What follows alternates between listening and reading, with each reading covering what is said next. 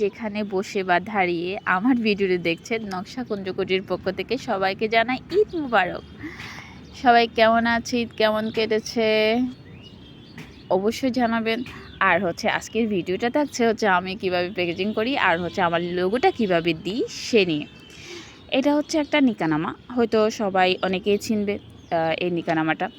এটা খুব সহজ ওয়েতে নিকানামাটা করা যায়, কিন্তু যেহেতু ঈদের মৌসুম মানে খুব সব কিছু বন্ধই ছিল, সেহেতু এটা নিজের হাতে প্রতিটা জিনিস নিজের হাতে করা হয়েছে।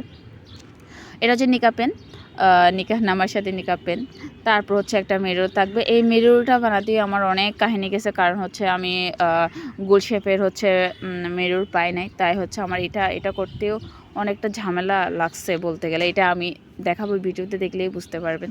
আর এই যে প্যাকেজের আমার প্যাকেট করা শেষ, এখন আমি আমার লোগো সেট করব। এই লোগোটা আমি আমার নিজে ডিজাইন করছি বলতে গেলে। এটা সবাই পারবে। এটা ক্যানভা থেকে নিজের ইচ্ছা মতো লোগো দিয়ে নিজের ইচ্ছা মতো ডিজাইন করে, তারপর পিনটা যদি বাসায় থাকে তাহলে পিন করা যাবে, যদি না থাকে তাহলে ওই যে দোকানে গিয়ে 100 টাকা একটু খরচ করলে এটা 250 টাকা 300টার মতো লোগো বানিয়ে নেওয়া যাবে।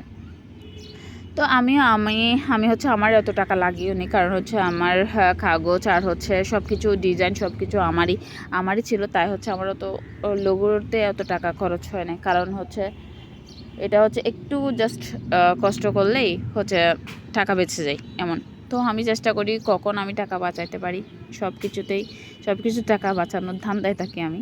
তো এই বক্সে যে দাগটা আছে সেটা আমাদের ইঁদুর মশাই এই কাজটা করছে। আমার অনেক প্যাকেট কেটে ফেলছে, অনেক প্যাকেট বলতে গেলে প্রায় 10 থেকে 15টা প্যাকেট আমার কেটে ফেলছে, কারণ আমাদের বাসার জায়গাটা স্পেসটা খুব কম, তাই আর ইঁদুরে অনেক মাটির করতো, তাই সে ইঁদুরে একটু ঝামেলা বেশি করে। আসলে একটা অর্ডার নিতে করতে পর্যাপ্ত জায়গা লাগে, আর জায়গা না থাকলে সুন্দরভাবে করতে না পারলে তাহলে অর্ডারটা ভালোভাবে কমপ্লিট করা যায় না, এই আর কি।